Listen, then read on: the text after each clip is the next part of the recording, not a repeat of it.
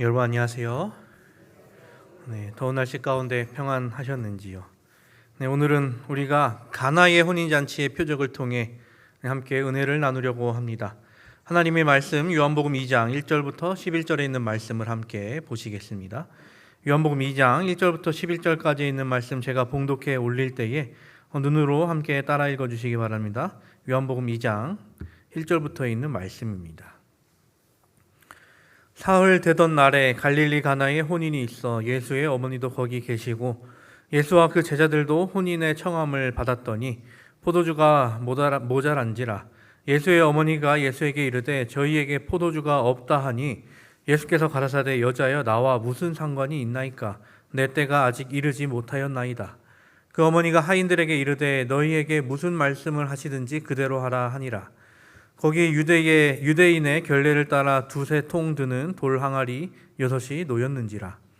예수께서 저희에게 이르시되 항아리에 물을 채우라 하신즉 아구까지 채우니 이제는 떠서 연회장에게 갖다 주라 하심에 갖다 주었더니 연회장은 물로 된 포도주를 맛보고 어디서 났는지 알지 못하되 물 떠온 하인들은 알더라. 연회장이 신랑을 불러 말하되 사람마다 먼저 좋은 포도주를 내고 취한 후에 낮은 것을 내거늘 그대는 지금까지 좋은 포도주를 두었도다 하니라. 예수께서 이 처음 표적을 갈릴리 가나에서 행하여 그 영광을 나타내심에 제자들이 그를 믿으니라. 아멘. 오늘의 말씀은 이제 성경의 기록대로 예수님께서 지상에서 하신 가장 먼저 하신 이적 이야기가 되겠습니다. 그 당시에 이 혼인잔치는 너무나도 크게 벌어졌었습니다. 이 가나라는 곳은 이제 나사렛에서 아주 조금 떨어져 있는 동네였습니다. 그곳에서 예수님의 이제 사촌이 결혼하게 된 것이었죠.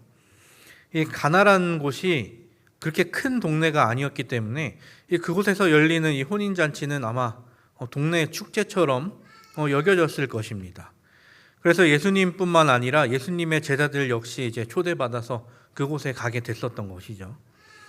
그 당시에 결혼식은 일주일에서 길게는 2주일 정도 이루어졌었기 때문에 혼주는 그곳에 찾아오는 사람들이 그 기간 동안 먹고 마실 것을 준비해야 했습니다. 근데 오늘 이야기는 무엇이 떨어졌다라고 이야기를 합니까? 포도주가 떨어졌다라고 이야기를 합니다. 축제를 즐기는 사람들에게 있어서 무엇보다 중요하다고 일컬어지는 그 음료가 떨어졌던 것입니다. 이 포도주가 부족해서 축제의 분위기가 식어버린다면 이 혼주의 체면이 말이 안 되는 상황이 돼버리는 것이죠. 그래서 예수님의 어머니 마리아는 예수님을 찾아와 이 문제를 어떻게 해결하면 좋겠느냐고 이야기를 합니다. 그리고 예수님께서 하신 일은 우리가 잘 알듯이 물을 포도주로 바꾸는 기적을 통하여 그 모든 상황을 정리해내셨죠. 요한은 이 요한 복음서를 통해 사람들에게 이 변화라는 메시지를 전합니다. 1장 초반부에는 말씀이 육신으로 변화된 것을 전함으로 시작하죠. 그리고 1장 후반부에 가서는 예수님께서 침례를 받으시면서 변화되시는 상황을 설명합니다. 그리고 오늘 보고 있는 이 2장에 와서는 물이 변하여 포도주가 되었다라고 이야기를 하죠. 우리가 나중에 또 살펴보겠지만 3장에 가서는 예수님과 이 니고데모의 만남이 나오는데 그때 니고데모가 예수님께 거듭남에 관해 묻습니다. 예수님은 그 질문에 물과 성령으로 거듭나야 한다라고 말씀하시죠. 그리고 결국 그것이 무엇을 위함이냐? 바로 변화를 위함을 이야기하고 있음을 우리는 알 수 있습니다. 그리고 더 나가서 4장에 가면 우물가로 나왔던 사마리아 여인이 나오는데 그녀 역시 예수님을 만나 변화하는 것을 우리는 보게 됩니다. 그는 변화됨으로 어떻게 되느냐? 사람들 앞에 나서는 것을 두려워했던 그가 예수님을 증거하는 사람이 되게 되죠. 변화라는 것이 이 요한복음의 전체 핵심 주제라고 말할 수도 있을 것입니다. 오늘 이 시간 이 가나의 혼인잔치의 말씀을 우리가 살펴보면서 변화에 대해 그리고 무엇이 변화해야 하는지에 대해 함께 나누어 보려고 합니다. 우선 생각해 봐야 하는 것은 변화란 무엇인가입니다. 이 변화라는 것은 한 사물이 성질이나 모양 상태가 완전히 바뀌어서 달라지는 것을 의미합니다. 이 변화라는 것은 아까 이야기했듯이 이 슈퍼맨이 갑자기 악당이 나타났다고 해서 공중전화 박스에 들어갔다 나왔다고 이제 옷이 달라져 있는데 이것을 변화라고 하느냐? 아니죠. 그냥 변신이라고 합니다. 예나 지금이나 아이들의 장난감 중에는 로봇이 많죠. 어떤 로봇은 악당이 나타나면 경찰차가 로봇으로 변하고 소방차가 어떤 사람형 로봇으로 바뀌어서 그 악당들을 물리칩니다. 그래서 그것을 변화 로봇이라고 부르지 않고 변신 로봇이라고 합니다. 이들이 조립을 해서 합체한다고 해도 연합 없는 그들은 성질이 변화된 게 아니라 그냥 똑같은 로봇이기 때문입니다. 원래부터 그렇게 설계돼서 만들어졌기에 단순히 모양 조금 바뀌었다고 해서 그들이 변화했다라고 하기는 힘들 것입니다. 변화란 아까 이야기 드렸듯이 무언가의 성질이 완전히 바뀌는 것을 이야기합니다. 물이 포도주가 되었습니다. 이것은 변신인가요? 변화인가요? 당연히 변화입니다. 예수님께서 만드신 것, 그것은 포도즙 혹은 포도주이죠. 이것을 만들기 위해서는 무엇보다도 포도로 만들어야 한다는 것입니다. 물에 어떠한 짓을 해도 그것을 포도로 만들어진 어떤 음료로 만들어내지 못한다는 것이죠. 여기서 우리가 잠깐 짚고 넘어가야 할 것은 예수님께서는 포도즙을 만드셨을까, 포도주를 만드셨을까이죠. 우리가 보고 있는 성경에는 대부분 이제 포도주라고 기록된 것을 볼 수 있습니다. 이 포도주의 원어는 이제 오이노스인데 이것은 이제 포도로 만든 모든 음료를 총칭하고 있습니다. 그런데 이 포도주를 이제 보통 오이노스라고 하는 음료수를 대부분 이제 포도주로 생각을 했기 때문에 그게 보편적인 생각이었기 때문에 우리가 보고 있는 한글 성경 대부분은 이제 포도주로 기록하고 있는 것이겠죠. 이것과 관련해서 우리 재림교회의 입장은 엘렌 G 화이트 선지자가 시대의 소망을 통해 이렇게 이야기합니다. 침례 요한에게 포도주나 독주를 마시지 말도록 지시하신 분은 바로 그리스도이셨다. 마노아의 아내에게 그와 유사한 절제를 명하신 분도 그리스도이셨다. 그리고 그리스도께서는 이웃의 입술에 포도주를 갖다 주는 자에게 저주를 선언하셨다. 그리스도께서는 당신이 친히 가르치신 교훈에 배치되게 행하지 않으셨다. 그리스도께서 결혼식의 손님들을 위하여 준비하신 발효되지 않은 포도주는 건강에 좋고 신선한 음료였다. 그 맛은 건전한 식욕에 일치하는 효과를 가져올 것이었다. 예언의 신에도 이제 포도주라고 이게 일컫고 있긴 하지만 그 음료는 발효되지 않은 것으로 포도즙으로 이해하시면 될 것 같습니다. 물이 포도즙으로 변하였다. 이것은 그 성질이 완전히 바뀌는 변화를 의미하는 것입니다. 이것과 관하여 신학생들에게는 내려져 오는 전설적인 이야기가 있습니다. 1800년도 초반 영국의 케임브리지 대학 신학대학에서 시험 중에 있었던 일화죠. 학기 말 고사 때 교수는 학생들에게 예수님께서 물을 포도주로 만드신 기적이 상징하는 종교적, 영적 의미를 서술하라라는 문제를 냅니다. 다른 학생들은 주어진 시간 내에 논리적으로 더 많은 내용을 그 종이에 채워넣기 위해 아주 애를 쓰고 있었죠. 하지만 한 학생은 계속 눈을 감고 있었습니다. 그러다가 시험이 끝날 때쯤 돼서 종이에 단 한 문장만 적고 제출하게 되죠. 그런데 그 한 문장을 쓴 답안지가 그 시험에서 최고점을 받았다고 합니다. 그 답안지에는 이렇게 적혀 있었습니다. 물이 창조주를 만나니 얼굴을 붉혔도다. 이 문장을 적은 사람은 이제 조지 고든 바이런으로 이 사람의 인성은 그렇게 썩 좋지 않았다라고 일컬어지지만 이 일화만큼은 이제 신학생들에게 여러 가지 생각을 던져 주었습니다. 변화라는 것은 절대로 혼자 이루어낼 수 없습니다. 변화를 일으켜낼 어떠한 존재, 우리보다 더 뛰어난 존재, 절대자가 필요한 것이죠. 물에다가 포도 농축액 탄다고 그것이 온전히 포도즙이 되느냐? 그저 포도 주스가 될 뿐이죠. 진정한 포도즙이라면 물 없이 포도에서 나오는 수분만으로 만들어집니다.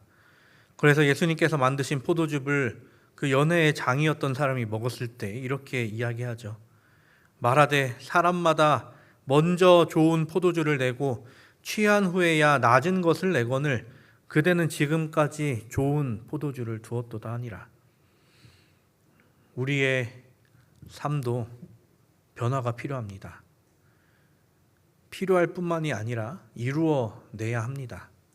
하지만 그것은 우리 자신의 무언가를 넣어서 바꾸는 것이 아니라 예수 그리스도의 은혜를 통하여 우리가 완전히 새롭게 되는 것이 필요하죠.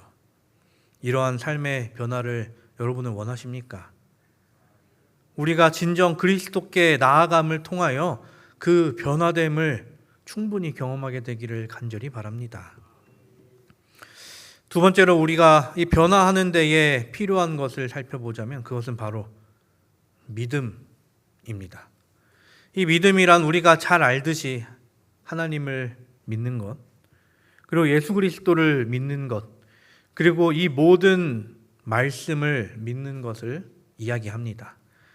가나의 혼인잔치에서 볼 수 있는 한 믿음은 바로 예수의 어머니 이 마리아의 믿음이었습니다. 마리아가 예수님께 찾아오죠. 예수의 어머니가 예수에게 이르되 저희에게 포도주가 없다 하니, 이 마리아의 말 속에는 단순한 부탁이 아니라 그 이상의 기대를 우리는 엿볼 수가 있죠. 이미 예수님은 이 고향이었던 나사렛을 떠나 공생애에 들어가신 상태였습니다. 그리고 침례 요한으로부터 침례를 받고 또 메시아로 증거받은 사실이 이 마리아에게도 분명 들려왔을 것입니다. 또한 예전에 처녀의 몸으로 그리스도를 잉태했을 때 천사들을 통해 계시받은 일을 통해 이 예수님에 대한 능력에 대한 믿음이 분명히 있었다는 것입니다. 거기서도 마리아는 그의 믿음을 보였죠. 주의 여종이오니 말씀대로 내게 이루어지이다.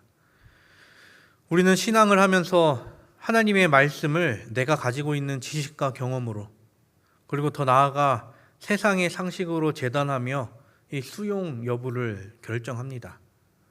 하나님의 말씀을 믿는다라고 하면서 그 안에 나의 생각을 덧입히는 것, 그리고 내가 가진 경험이라는 틀만큼만 인정하고 마는 것, 이러한 경우가 사람들에게는 상당히 많이 일어납니다.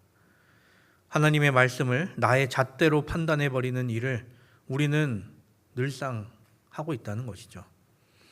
나는 하나님을 믿는다라고 이야기를 하지만 하나님을 믿는 것이 아니라 내 생각에 맞는 만큼만 인정하고 있는 것이죠.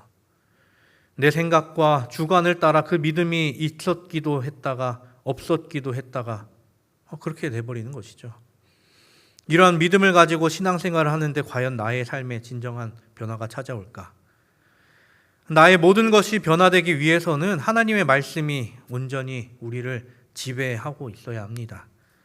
주님이 내 안에, 내가 주님 안에 거하는 상태가 온전한 믿음으로 인한 그 변화의 상태인 것입니다.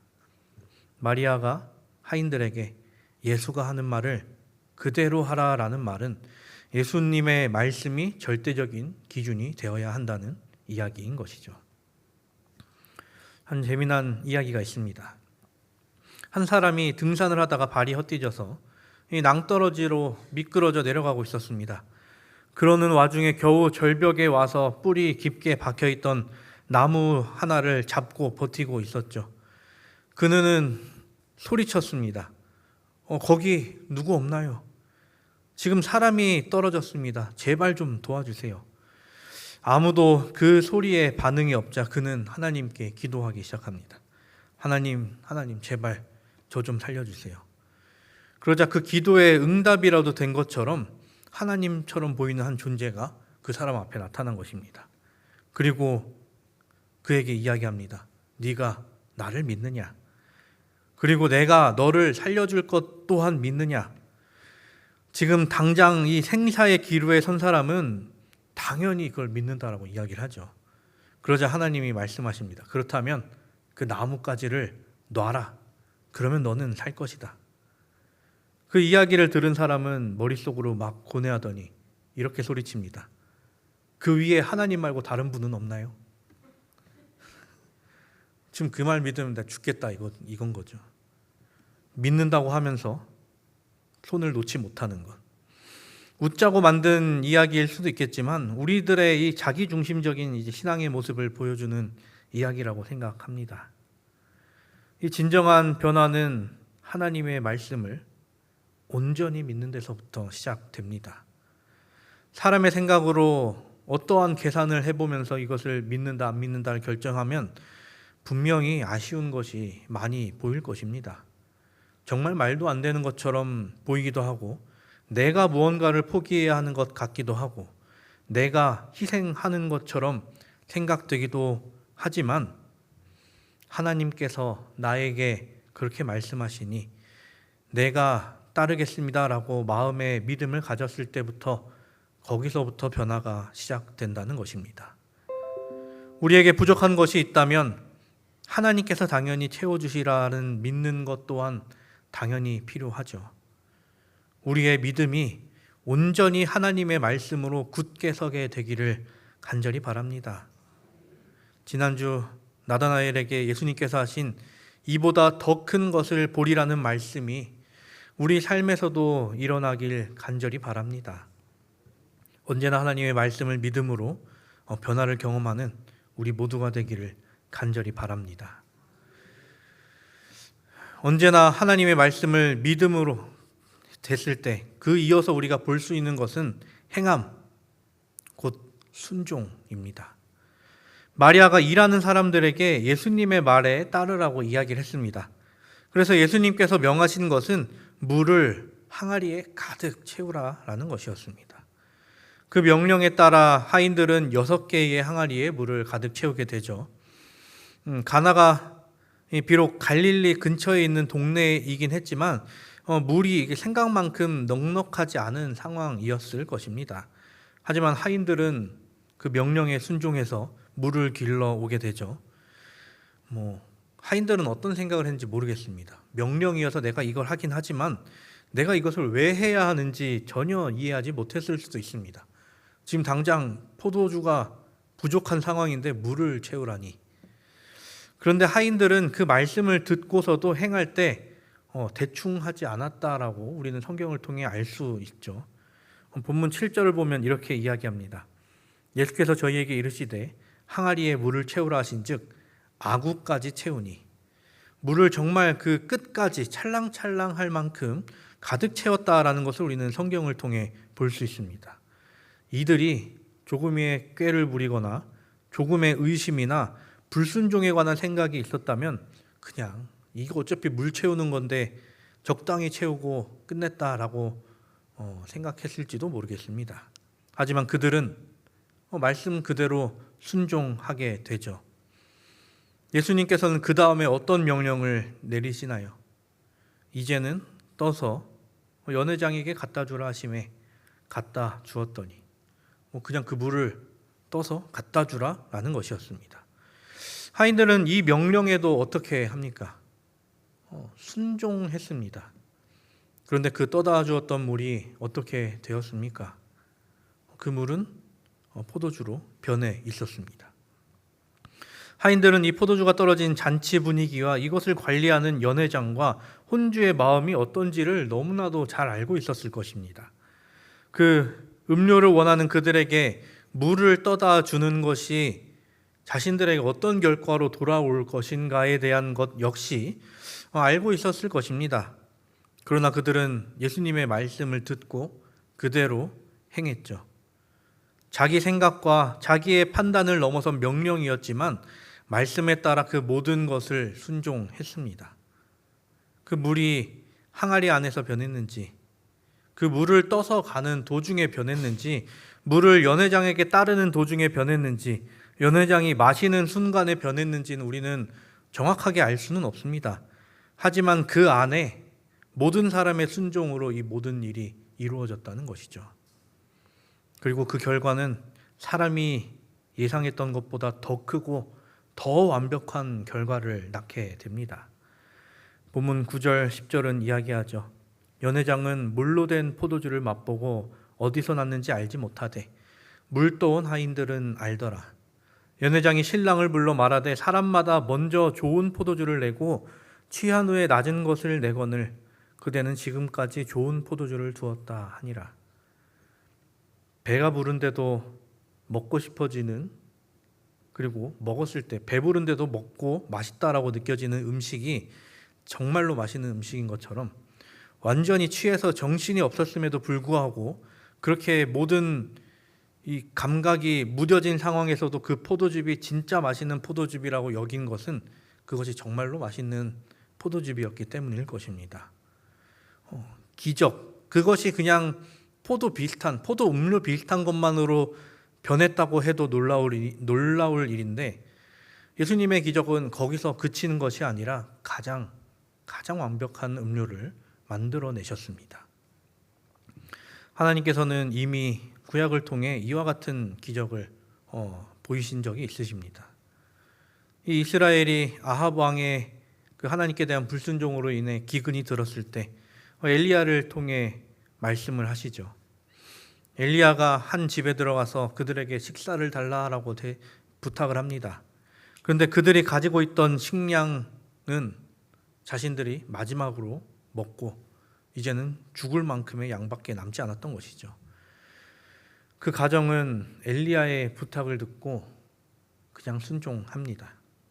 그 뒤에 나타난 결과는 그 집의 밀가루통과 기름병에서 이 가루와 기름이 떨어지지 않았습니다. 이 이야기는 우리가 잘 아는 사르밧 과부의 이야기죠. 이 여인, 그리고 예수님의 말씀을 따랐던 하인들, 그들의 이름에 대해서는 성경에 기록되어 있지 않죠.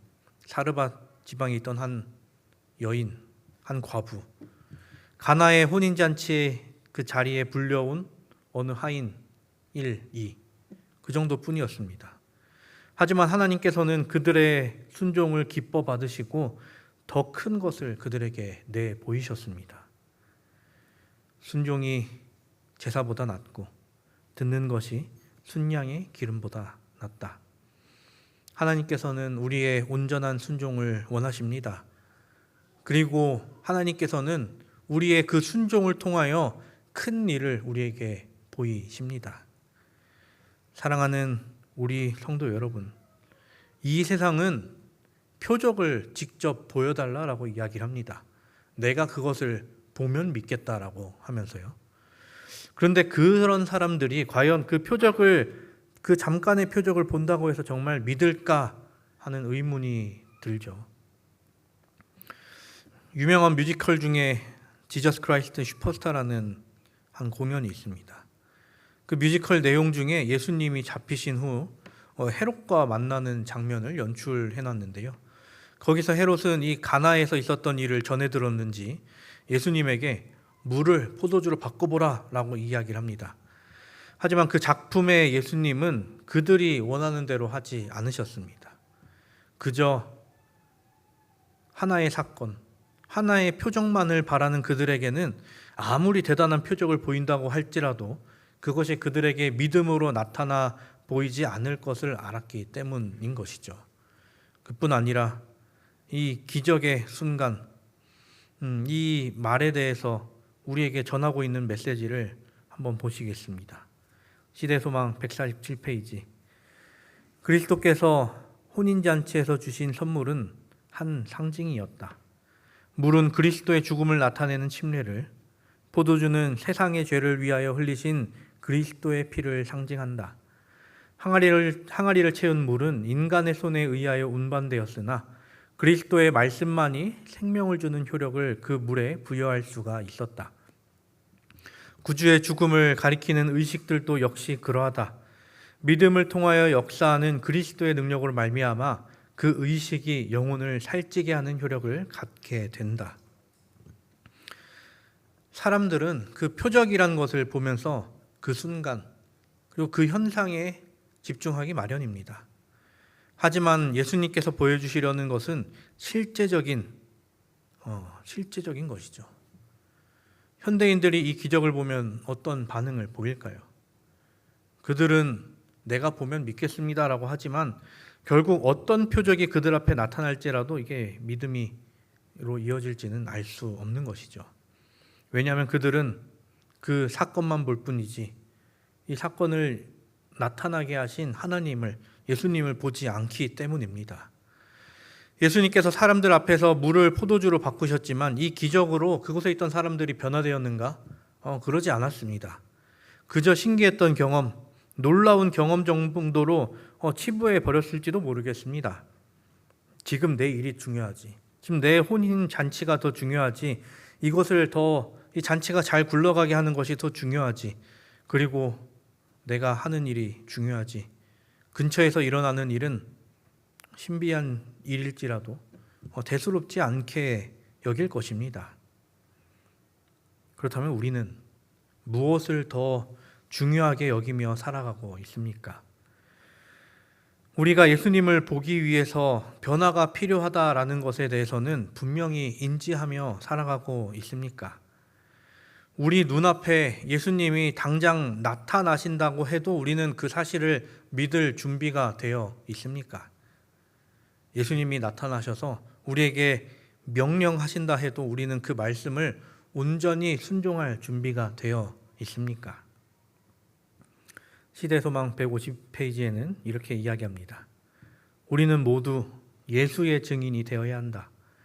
그리스도의 은혜로 말미암아 성화된 사교적 능력은 영혼들을 구주께로 인도하는 일에 이용되어야 한다. 우리가 이기적으로 우리 자신의 이익에 열중하지 않고 다른 이들이 우리의 축복과 특권을 나누어 갖기를 원한다는 것을 세상 사람들로 보게 하라. 우리의 신앙이 우리를 무정하고 가혹하게 만들지 않는다는 것을 세상 사람들로 보게 하라. 그리스도를 찾았다고 고백하는 모든 사람은 그리스도께서 사람들의 유익을 위하여 봉사하셨던 것처럼 봉사하라. 우리의 삶이 예수님께서 이 땅에서 보여주신 것과 같은 삶으로 변화되기를 간절히 바랍니다. 나 자신이, 그리고 우리 교회가 하나님 보시기에 거룩하게 변화되고 우리로부터 이 지역, 이 땅이 변화됨을 우리가 직접 목격하는 것을 함께하기를 간절히 바랍니다. 하늘을 향한 변화와 그에 대한 믿음과 순종을 통하여 우리의 매일이, 우리의 한 발짝 한 발짝이 하늘을 향하고 하늘에 더 가까워지기를 간절히 바라며 이 말씀을 드리도록 하겠습니다.